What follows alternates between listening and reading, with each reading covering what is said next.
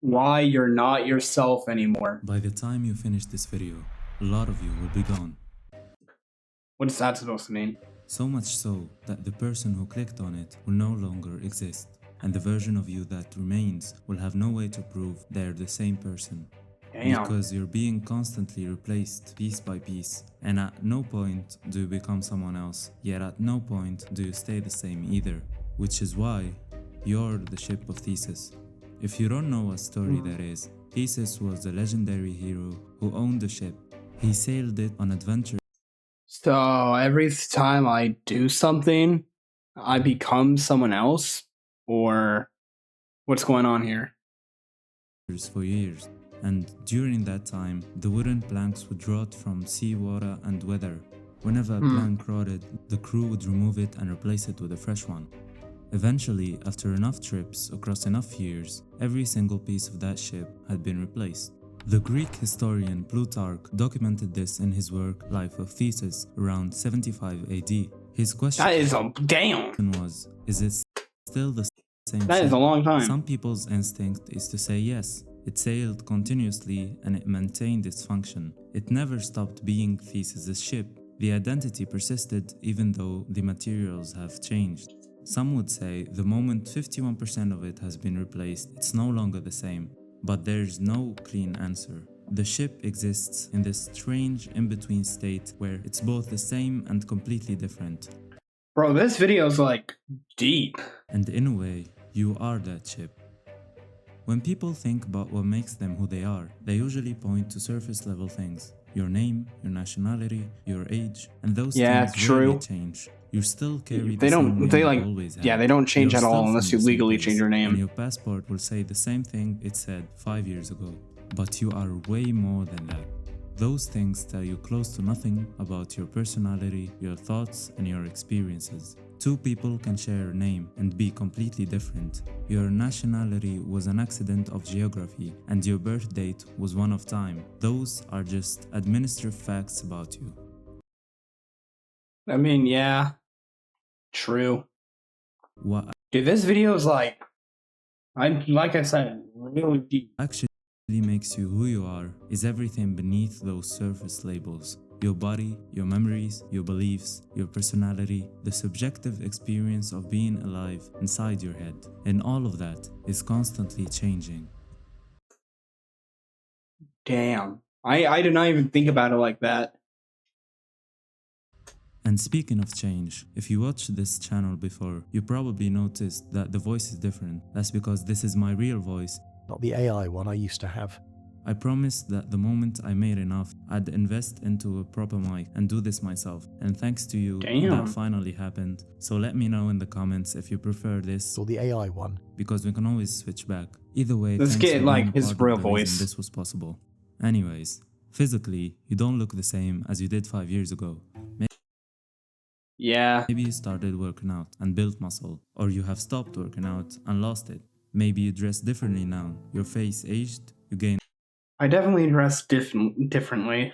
weight or lost it. Maybe you got a tattoo, a scar, a piercing, or just a different haircut. Maybe your I have a different haircut. I got a scar now. Didn't get a posture tattoo. has shifted from years of sitting at a desk. Wrinkles have formed where there were none. Hair grayed, I have any wrinkles? I don't think I do. thinned, or disappeared. These changes are visible in photographs. You can track them over time. Most people accept this kind of change without questioning their identity. You're an older you, a different look in you, but you're aware of it. What you Damn. might not know is how much more you're actually changing. How much Since more? you started this video, you've already replaced this much red blood cells. In Damn! the next few days, your stomach lining will renew itself, and before next month, your skin cells will be different. In fact, over a year, you'll shed about 4 kilograms of dead skin. Your liver cells That is a lot. regenerate every 300 to 500 days, and your skeleton is largely remodeled over roughly a decade. Every single day, your body turns over approximately 330 billion cells, which is Daily? 330 billion cells daily? about 1% of all the cells in your body. This means in a year, you replace more than a third of yourself. In the 1950s, Jonas Friesen used carbon-14 dating from nuclear bomb sites to trace how quickly different cells in the human body get replaced. His findings showed that the average age of a cell in an adult human body is 7 to 10 years. And according to Dr. Paul C. Abersold of Oak Ridge, about 98% of the atoms in your body are replaced every year. The specific matter that makes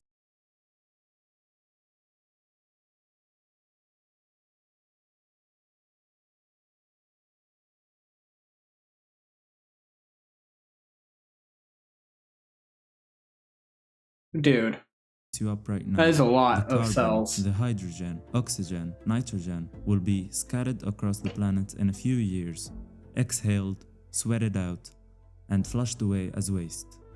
Admittedly, some of you will never change. The neurons in your cerebral cortex, the outer layer of your brain, responsible for conscious thought, decision making, memory, and personality, those neurons largely stay with you for life. Most That's good. formed before you Maybe. were even I don't born know. and don't regenerate, although there are exceptions like the hippocampus, which is involved in forming new memories, can generate new neurons throughout adulthood in a How did we like figure this out? Of like what part of the brain does what and stuff? Like, how do we even figure that out? process called neurogenesis. The vast majority of the cortical neurons will stay the same. This also applies to the lens of your eye and to most of your heart muscles. That makes roughly 10% of your body cells permanent or extremely long-lived. The rest turn over continuously. But this allows you to argue that you're not actually changing, since that 10% is what feels like you the most. The parts related Damn. most to your mind, your consciousness, and your lived experience. So maybe that stable core is the real you. And that's where you'd be wrong. All right, let's see what he has to Because say. although your neurons aren't physically replaced, the actual information stored within is constantly being rewritten. Every time you access a memory, you don't just play a recording, you reconstruct it from fragments stored across different regions of your brain. And every time you do that, you alter it. This process I did not even think about it like that. is called reconsolidation. When you recall a I'm not even gonna try saying that word. memory, it becomes temporarily unstable. Your brain resaves it, and in that resaving process, the memory can change. Information gets incorporated, emotions shift, context gets reinterpreted, details are lost or reinvented. This means your memories aren't stable records, they're reconstructions that degrade and transform over time. Elizabeth Loftus spent decades demonstrating how easy it is to implement entirely false memories. How do you like false memories? Like, you can make up a memory that'll stay with you for life, like that you'll never forget that memory. Interesting. In her 1995 study, she convinced about 25% of participants that they had been lost in a shopping mall as children, an event that never happened. She got a trusted family member to suggest the false event and ask participants to try to remember details. Within a few interviews, people developed vivid emotional memories complete with specific details. So she told them that they were that something happened to their life that never happened, and it worked so well that they developed memories that didn't happen. So now they're just saying lies that they think is the truth, or they're saying lies that they know that they know is a lie. Remembered I being don't know. scared, crying, being comforted by strangers, while none of that was real. In a later study, Loftus and her colleagues convinced half of their participants that Half. they had taken a hot air balloon ride as children by showing them a fake photograph. The participants generated detailed memories of the experience, including the wind, the view, how they felt. Hmm.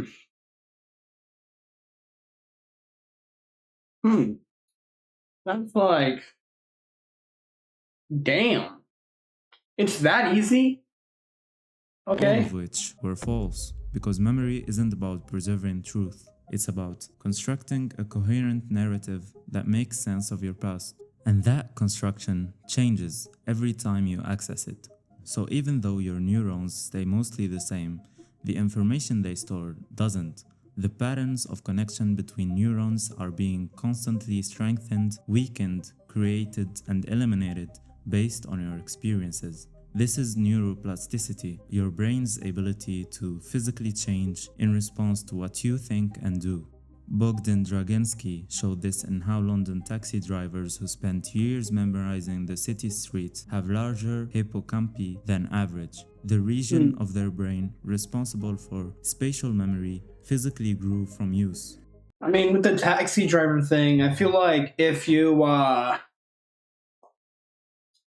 do something for like a long time, then you know, like, it depends on how long you've been a taxi driver.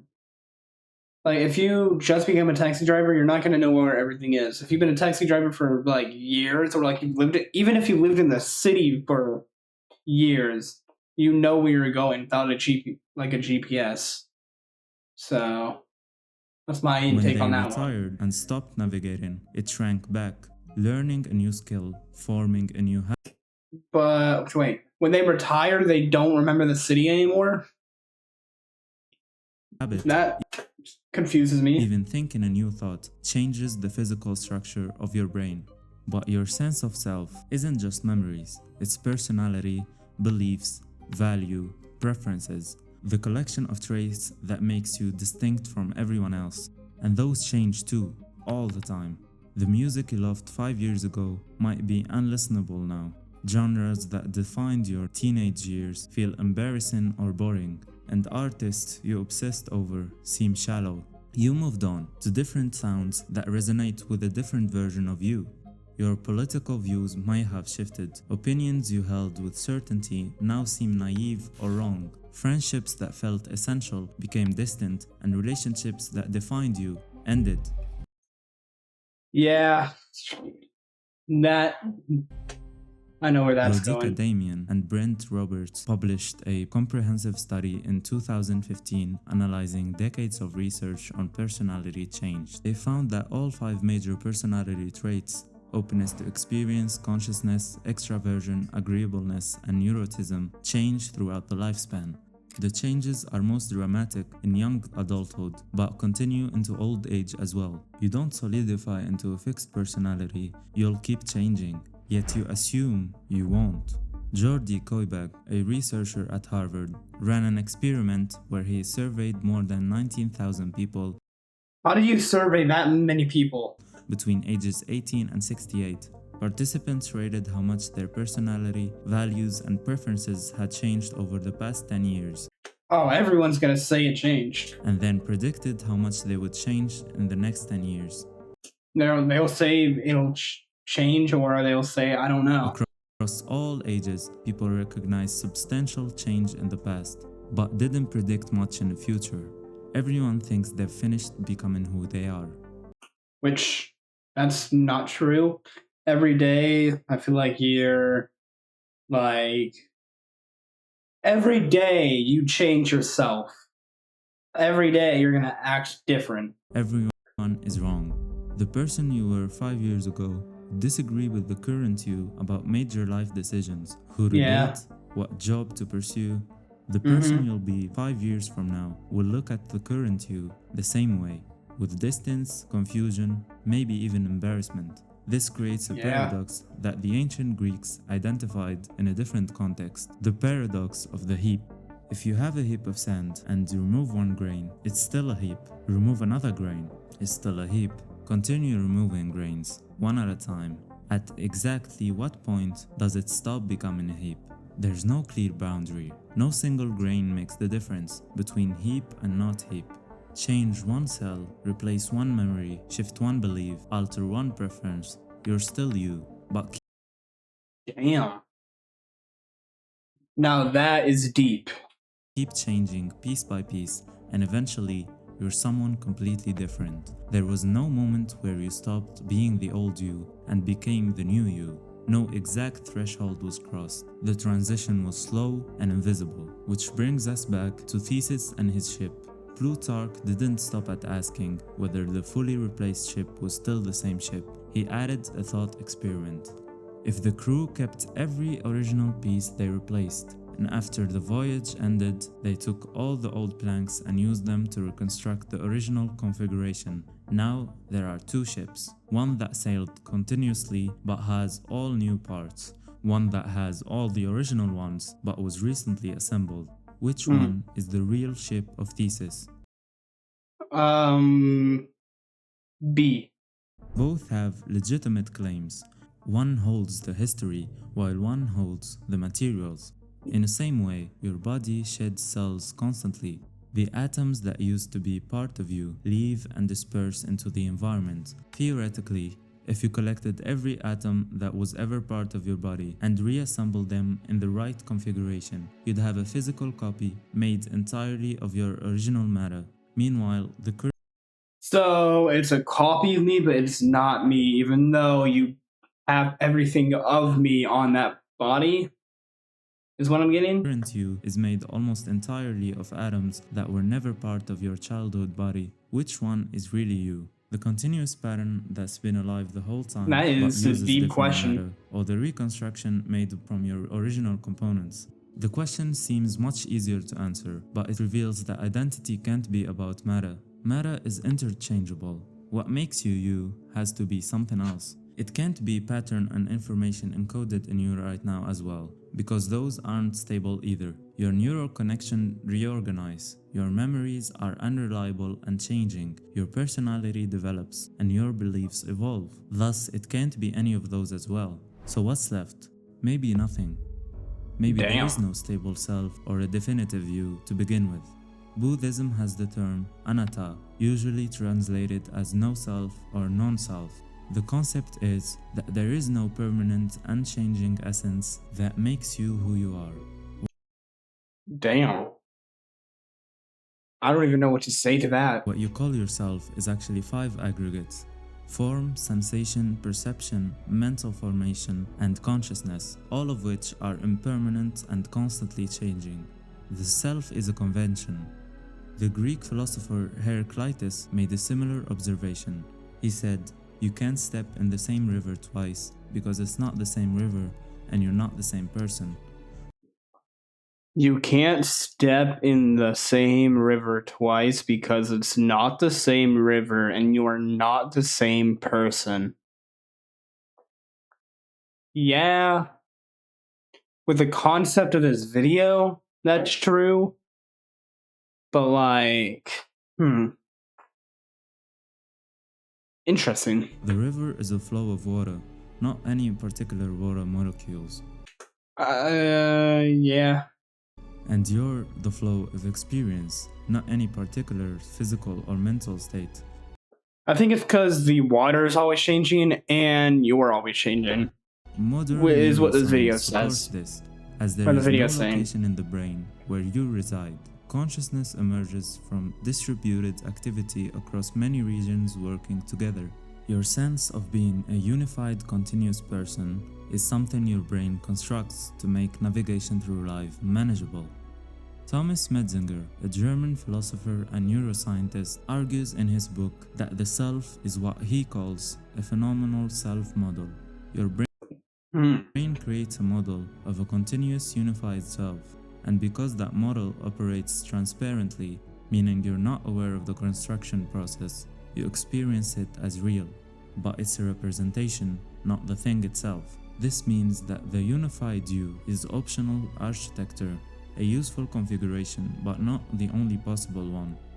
The ship of Theseus has been debated for 2000 years. Philosophers have proposed different solutions. Some say the continuously sailing ship is the real one because identity is about continuity. Some say both ships are equally valid. Some say neither ship is the same because identity requires both material and formal continuity. Yeah. I mean, sure. And some reject the premise entirely.